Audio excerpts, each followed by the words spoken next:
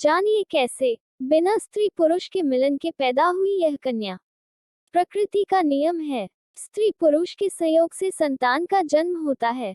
ये नियम जीव जंतुओं और मनुष्यों के लिए भी है।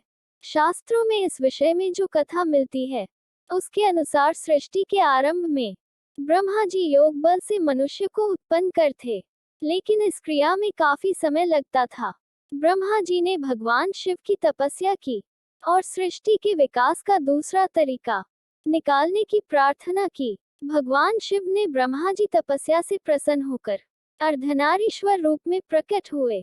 इसके बाद से मैथुन क्रिया से सृष्टि का विकास आरंभ हुआ। लेकिन हम यहाँ जिस कन्या की बात करने जा रहे हैं, उसका जन्म प्रकृति के इस नियम से हटकर हुआ था, क्योंकि इसके जन्म में स्त्री पुरुष का संयोग नहीं हुआ था। स्त्री के गर्भ से नहीं तो कैसे पैदा हुई यह कन्या? हम जिस कन्या की बात कर रहे हैं, वह महाभारत के भीष्म पितामह की सौतेली माँ है।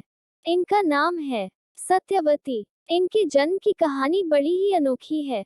कथा के अनुसार राजा सुधन्वा एक बार वन में शिकार खेलने गए।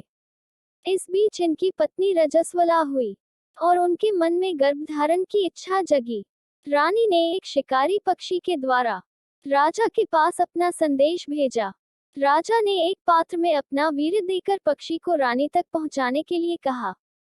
मार्ग में एक अन्य शिकारी पक्षी मिल गया, जिसके साथ इसका युद्ध होने लगा। इससे वीर्य का पात्र छूटकर यमुना नदी में गिर गया। उस समय यमुना में ब्रह्मा जी के शाप से एक अप्सरा मछली रूप में रहती थी। इसने वीर्य को ग्रहण कर लिया। इसके प्रभाव से वह गर्भवती हो गई। गर्भकाल जब पूरा होने को आया, तब एक दिन एक मछुआरे के जाल में वह मछली फंस गई। अद्भुत और विशाल मछली होने के कारण इसे राजा सुधन्वा के दरबार में लाया गया। जब मछली का पेट चीरा गया तो उसमें से एक बालक और एक कन्या निकली।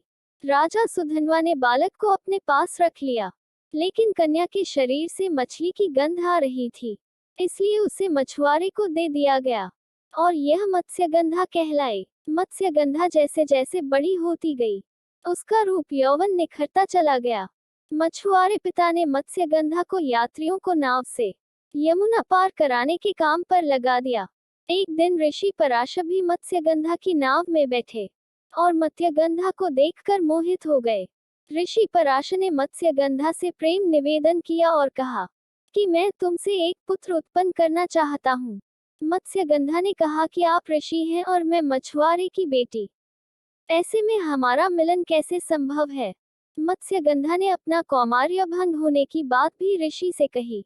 ऋषि ने मत्स्यगंधा से कहा कि संतान उत्पन्न करने के बाद भी तुम कुंवारी ही रहोगी, इसलिए चिंता मत करो। इसके बाद ऋषि पराशर ने अपने तपोबल से घना कोहरा फैला दिया और मत्स्यगंधा के साथ इनका मिलन हुआ।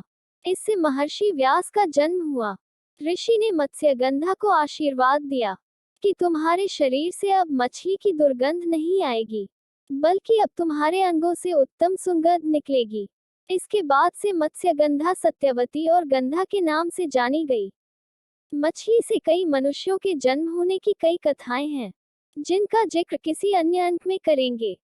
प्लीज वीडियो पसंद आए तो लाइक और चैनल पर पहली बार आए तो सब्सक्राइब, कमेंट और अपने दोस्तों के साथ शेयर करना मत भूलना।